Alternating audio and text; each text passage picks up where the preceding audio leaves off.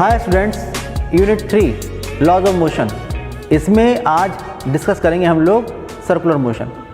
आप लोग पढ़ चुके हैं कि जब भी कोई बॉडी किसी सर्कुलर पाथ में मूव करती है तो वहाँ पर हमेशा एक एक्सेलरेशन लगता है जिसकी डायरेक्शन होती है toward the centre of circular path, और उसको हम कहते हैं सेंट्रीपिटल एक्सेलरेशन। ओके, ये आप जानते हैं। तो आज हम लोग डिस्कस करेंगे सेंट्रीपिटल फोर्स के बारे में। सेंट्रीपिटल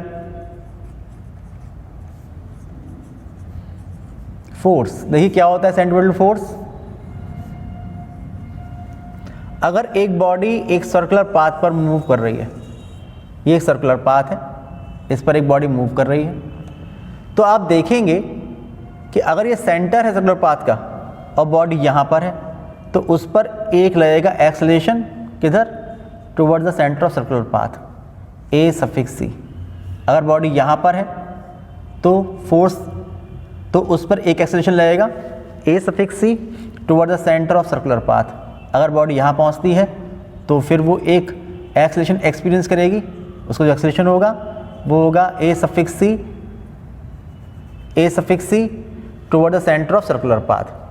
ठीक है, तो आप ही जानते हैं कि अगर इसकी जो रेडियस है, सर्कुलर पाथ का रेडियस r है, और यहाँ पर जो इसकी स्पीड है, अगर ये स्पीड v है, इसकी रेडियस r है, या इसकी जो एंगुलर स्पीड है अगर ये ओमेगा है, तो आप जानते हैं कि जो सेंट्रीपिटल एक्सेलरेशन होता है उसका मैग्नीट्यूड कितना होता है।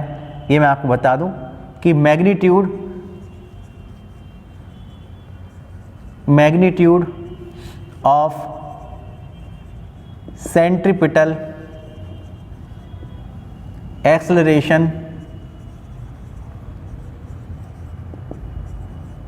ये होता है a suffix c is equal to या तो वी स्क्वायर अपॉन आर या आर इंटू ओमेगा स्क्वायर। ये हम लोग ऑलरेडी ड्राइव कर चुके हैं, लेकिन आप जानते हैं कि फॉर्मूला होता है F is equal to m a. तो from F is equal to m a आप देख रहे हैं कि एक्सेलरेशन वेक्टर क्वांटिटी है और जो फोर्स है ये वेक्टर क्वांटिटी है। तो अगर मैं यहाँ से मास को ए सफिक्स सी से मल्टीप्लाई कर दूँ तो आप देखेंगे फोर्स मिलेगा, और ये जो फोर्स होगा उसकी डायरेक्शन किधर होगी, toward the centre of circular path. इसलिए जब भी कोई बॉडी किसी सर्कुलर पाथ पर मूव करती है तो वो एक फोर्स एक्सपीरियंस करती है जिसकी डायरेक्शन जो होती है उसकी पोजीशन से toward the centre of circular path होती है। इसको हम कहते हैं सेंट्रीपिटल फोर्स। तो आप लिखेंगे from F is equal to m a we have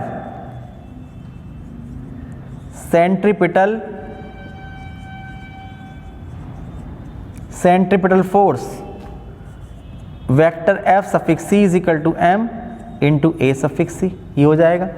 अगर मैं बात करूं मैग्नीट्यूड की और वैल्यू पुट कर दूं इक्वेशन 1 से, तो using 1 we get the magnitude of centripetal force.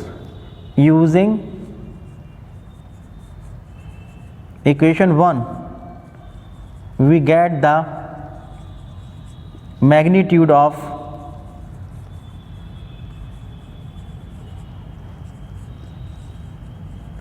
centripetal force। ये होगा F suffix C is equal to M। इसका मैग्नीट्यूड कितना है, V स्क्वायर अपॉन R, तो m v square upon R। या तो ये फॉर्मूला हो जाएगा, या यहाँ पर मल्टीप्लाई कर दिए M से, तो M into r into omega square.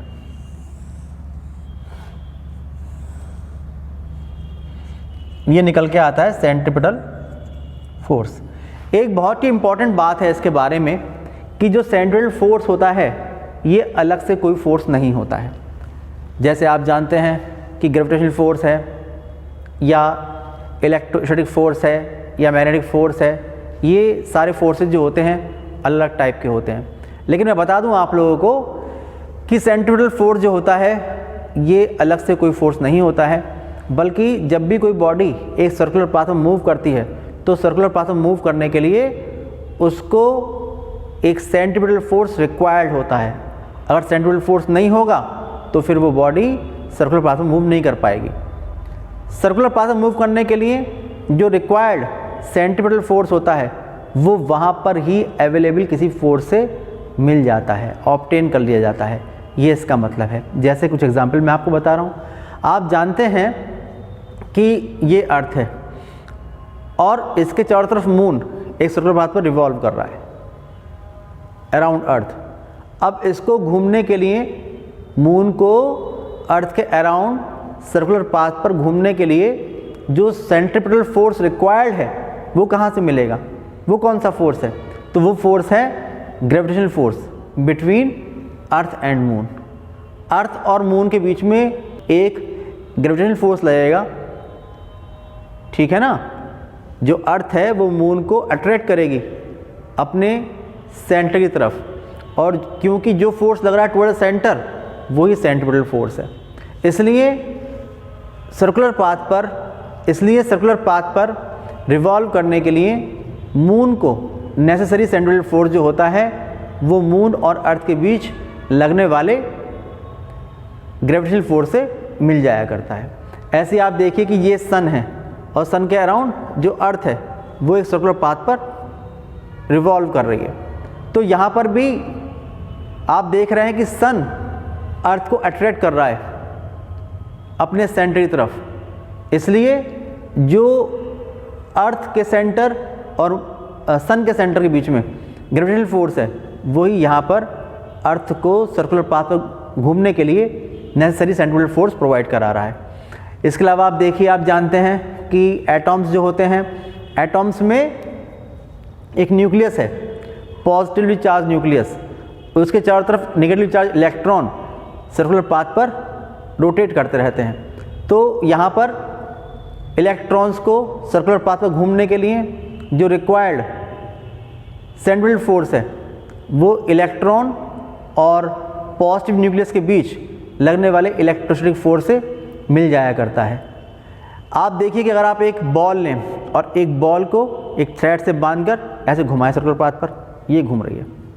अब इस सर्कुलर पाथ घूमने के लिए इस बॉल को जो नेसेसरी सेंट्रीपिटल फोर्स है वो कहाँ से मिलेगा? तो आप देखेंगे जब आप लोग इसको बॉल को घुमाते हैं तो आपको इसको खींचे रहना पड़ता है अपनी तरफ टुवर्ड द सेंटर। आप उस थ्रेड को अपनी तरफ खींच रखते हैं। जिस स्ट्रिंग से आप उसे घुमा रहे हैं, जिस स्ट्रिंग से आप उसे घुमाते हैं, उस स्ट्रिंग को आप अपनी तरफ खींच रखते हैं और उसकी वजह से जो स्ट्रिंग है उसमें एक टेंशन डेवलप हो जाया करता है। यानी कि जो बॉल है वो आपके हाथों खींचती है बाहर की तरफ और आप खींचते हैं अंदर की तरफ। तो जो टेंशन क्रिएट हो गई है इस स्ट्रिंग में टुवर्ड द सेंटर, वही यहाँ पर सेंट्रीपिटल फोर्स प्रोवाइड कराती है। अगर आप ऐसे घुमा कर छोड़ दें इसको या जो स्ट्रिंग को टूट जाए तो आप जानते हैं कि उस वक्त फिर ये बॉल जो है वो सर्कुलर पाथ पर घूम नहीं पाएगी, क्योंकि जो फोर्स लग रहा था टुवर्ड द सेंटर वो डिसअपीयर हो जाएगा और उसकी वजह से जो नेसेसरी सेंट्रीपिटल फोर्स है वो उसको मिल नहीं पाएगा। आप देखते हैं कि जब भी किसी सर्कुलर टर्न पर आपको स्कूटर से या बाइक से या साइकिल से मुड़ना होता है तो आप लोग उसको थोड़ा सा तिरछा करते हैं इस तरह से।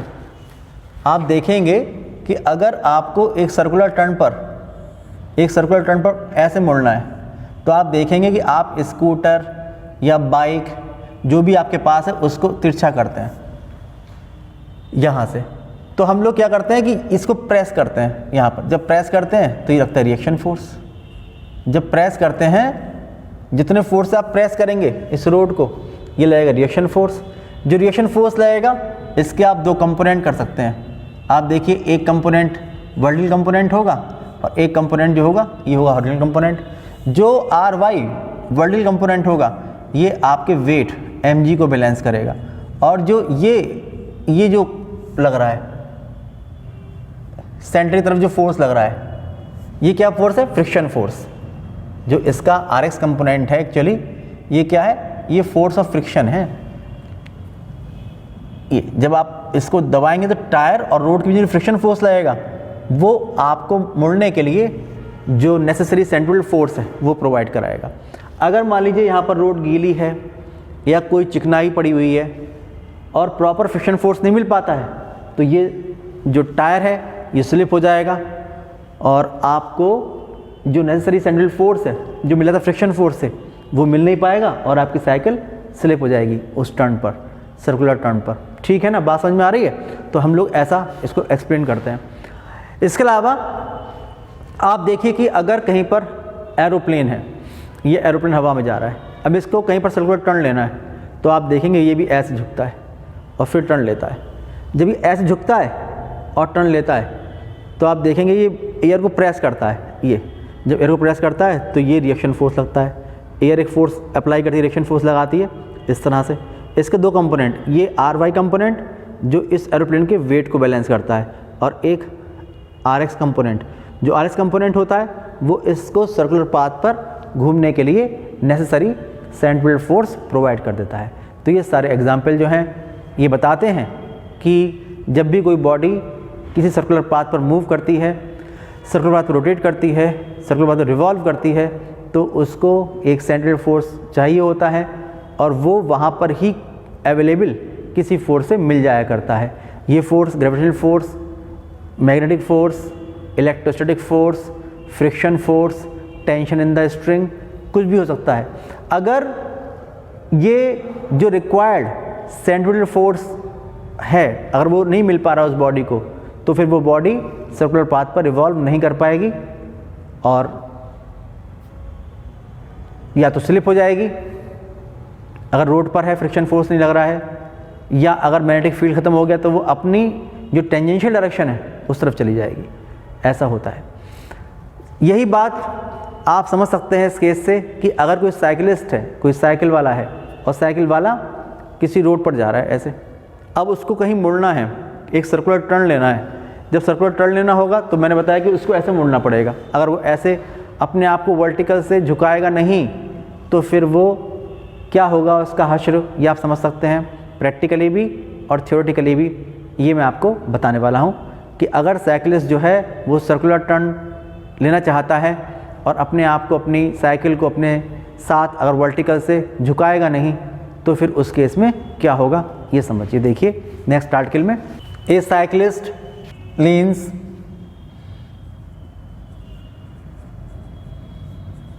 Inwards while taking a circular turn। देखिए ऐसा हुआ कि एक साइकिलिस्ट है, ये एक रोड है और इस रोड पर एक साइकिलिस्ट, ये इसका सेंटर ऑफ ग्रेविटी है और ये आ रहा है बाहर की तरफ, इसका आउटवर्ड मोशन है, आउटवर्ड मोशन मैंने शो किया है। तो आप देखेंगे कि अगर ये इसका सेंटर ऑफ ग्रेविटी है, G है सपोज, तो आप देखते हैं कि ये जो साइकिलिस्ट है ये एक अपने वेट के हिसाब से एक फोर्स लगाता है, जितना इसका वेट है इतना लगता है gravitational force mg downward direction में। ये अर्थ को प्रेस करता है, अर्थ इतनी रिएक्शन फोर्स लगाती है ऊपर की तरफ। ये सेंटर ऑफ ग्रेविटी है, यहाँ आप मान सकते हैं कि दो इक्वल एंड अपोजिट फोर्सेस लग रहे हैं यहाँ पर। इस चीज़ समझने के लिए आप ये मान सकते हैं कि यहाँ पर जो सेंटर ऑफ ग्रेविटी है यहाँ पर दो फोर्स लग रहे हैं, वेक्टर F1 और वेक्टर F2, और इन दोनों के मैग्नीट्यूड सेम है। तो आप देख रहे हैं कि पूरे सिस्टम के लिए, कि इस पूरे सिस्टम में आप देख रहे हैं कि mg और r इक्वल है और F और F इक्वल है, इसमें कोई फोर्स नहीं लग रहा है इस प्लेन में। ये पैडल पर फोर्स लगा रहा है तो ये बाहर की तरफ चलता आ रहा है। ये बैलेंस पोजीशन में है, जितना फोर्स इधर उतना ही फोर्स इधर, जितना फोर्स नीचे उतना ही फोर्स ऊपर, तो ये गिरेगा नहीं इस वक्त। अब मान लीजिए कि जो साइकिलिस्ट है ये सर्कुलर टर्न लेना चाहता है, ये फिगर 1 हो गया जिसमें बाहर की तरफ आ रहा है। फिर आप देखिए फिगर 2 में, अब मान लीजिए साइकिलिस्ट ऐसा टर्न लेना चाहता है, ये टर्न लेना है साइकिलिस्ट को, लेकिन ये अपने आप को वर्टिकल से झुकाता नहीं है, ये ऐसे ही रखता है। तो आप देखिए क्या होगा उस केस में। उस केस में ये होगा कि इस वक्त जो सेंटर ऑफ ग्रेविटी ये है इसका G, तो आप देखेंगे कि ये इसका वेट mg लगेगा डाउनवर्ड डायरेक्शन में और रिएक्शन फोर्स लगेगा अपवर्ड डायरेक्शन में। ओके, उसके अलावा आप देख रहे हैं कि एक फोर्स ये लग रहा था F2, F2 is equal to F इस तरफ, और मैंने बताया कि अलग से कोई फोर्स लगता नहीं है। जब अलग से कोई फोर्स नहीं लगता है तो यहाँ पर जो ये फोर्स F1 लग रहा था इस तरफ, ये अपनी लाइन ऑफ एक्शन चेंज करता है और चेंज करके ये लगता है बिटवीन टायर और रोड के बीच में, ये सेंटर है उसका, तो इस तरफ ना शुरू हो जाया करता है। ये जो फोर्स है F1 इजिकल टू F, ये अपनी लाइन ऑफ एक्शन चेंज करके इधर आता है, और जो सेंटर है इसका C इस तरफ लगकर इसको घूमने के लिए, इसको सर्कुलर पाथ पर मुड़ने के लिए जो नेसेसरी सेंट्रल फोर्स है वो प्रोवाइड कराता है। ठीक है, इस तरह का सर्कुलर टर्न आप समझ लीजिए कि इस तरह सर्कुलर टर्न है। मान लीजिए कि ये इधर से आ रहा है और आउटवर्ड मोशन अभी मैंने दिखाया था इसका। अभी साइकिलिस्ट ऐसे मुड़ता है, जब ये मुड़ता है ऐसे, तो चाहिए ऐसे मुड़े चाहिए ऐसे मुड़े, तो सेंटर तो यही होगा। हमने इसका आउटवर्ड मोशन शो किया तो वही मोशन शो कर रहे हैं, इसलिए कि अगर ये ऐसे ही आता है सीधे सीधे और अपने आप को झुकाता नहीं है और ऐसे कोशिश करता है मुड़ने की, जब ये ऐसे कोशिश करता है मुड़ने की, तो आप देखेंगे कि जो mg है वो डाउनवर्ड, रिएक्शन फोर्स अपवर्ड, ये बैलेंस हो जाते हैं। लेकिन F2 तो यहीं रहता है, लेकिन जो F1 है वो अपनी लाइन ऑफ एक्शन चेंज करता है और टायर और रोड के बीच में आकर सेंटर की तरफ लगकर इस साइकिलिस्ट को मुड़ने के लिए नेसेसरी सेंट्रल फोर्स प्रोवाइड कराता है। तो आप देखेंगे कि जो ये R और mg हैं ये तो बैलेंस हो गए, लेकिन ये जो F2 और F1 है ये एक टॉर्क फॉर्म कर रहे हैं इस तरह से, जो इस साइकिलिस्ट को बाहर की तरफ गिरा देगा।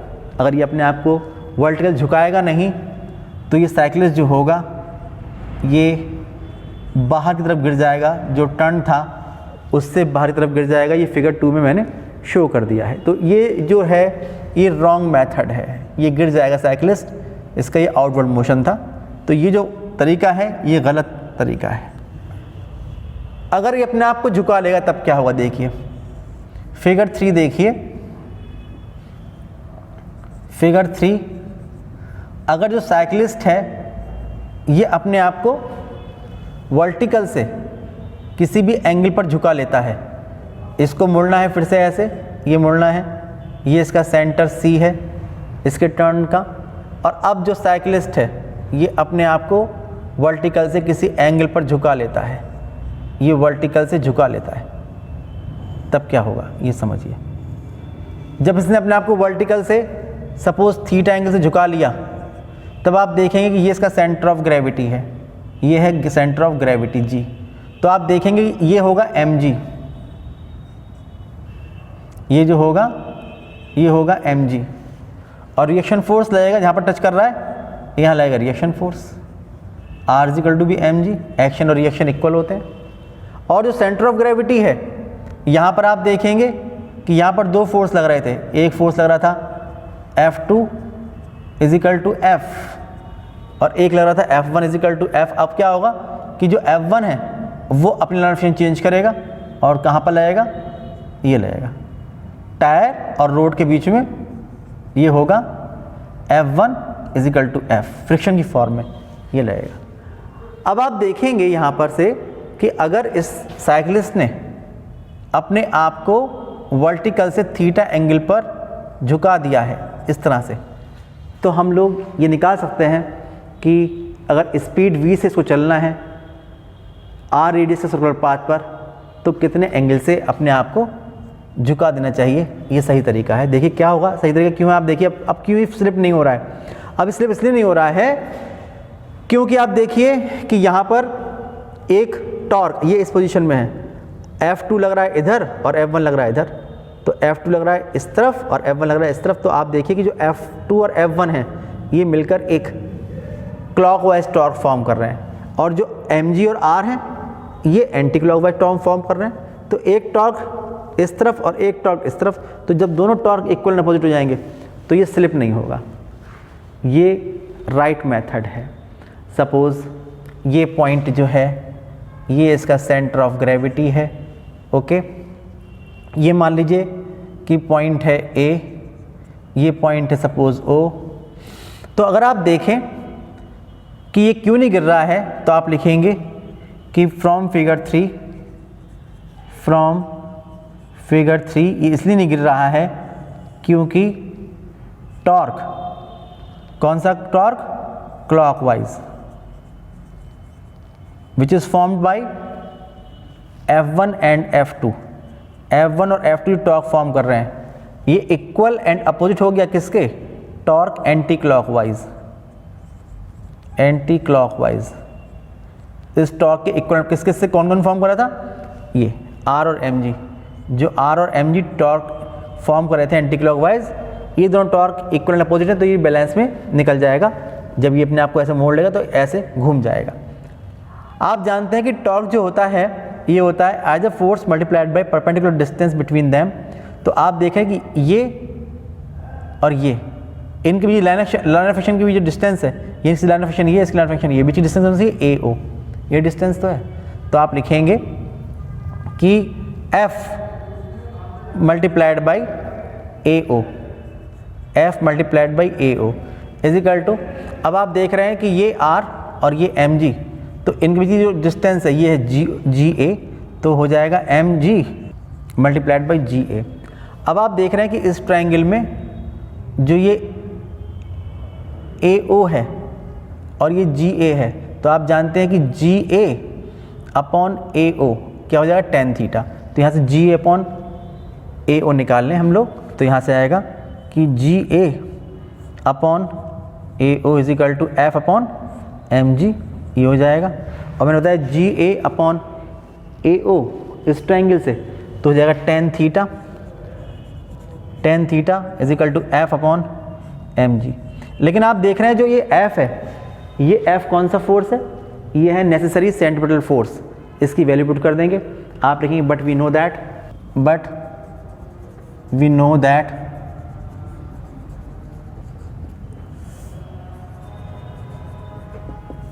Centripetal force F is equal to mv square upon r। अगर मैं इसको पुट कर दूं यहाँ पर, putting this value we get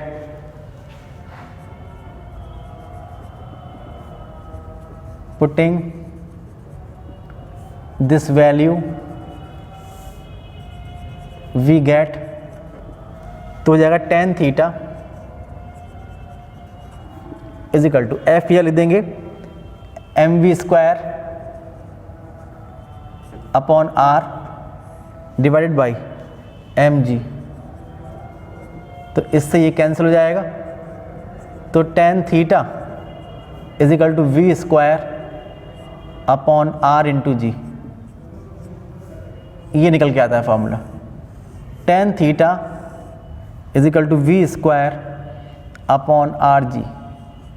तो आप ये देखिए, ये एक बहुत ही इंपॉर्टेंट फार्मूला है। इससे पता लगता है कि अगर कोई साइक्लिस्ट वेलोसिटी v से आ रहा है और उसको r रेडियस के सर्कुलर टर्न को पार करना है, और आप जानते हैं कि small g due to gravity है, तो अपने आप को अगर ये थीटा एंगल से झुकाएगा तो उसके लिए tan theta equal to v square upon r g होना चाहिए। ये एक आइडियल कंडीशन है। अगर मैं आपसे कहूँ कि अगर उसकी स्पीड बहुत ज़्यादा है तो इसी एंगल के लिए दो काम कर सकता है वो, या तो अपनी स्पीड को कम कर दे, और स्पीड कम नहीं करना चाहता है तो वो ज़्यादा रेडियस के सर्कुलर पाथ को अडॉप्ट करे।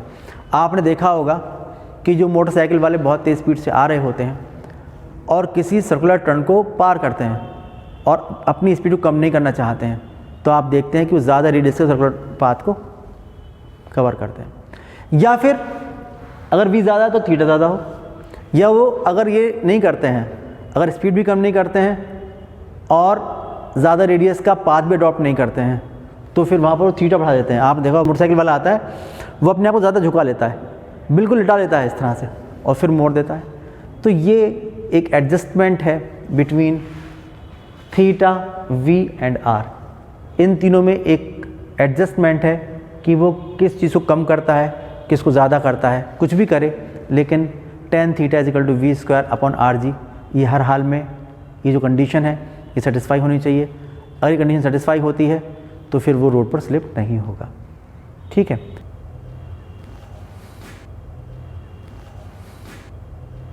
आज के इस वीडियो में इतने रखते हैं, नेक्स्ट वीडियो में जो आए गए टॉपिक्स हैं उनको डिस्कस करेंगे। तब तक के लिए बाय बाय।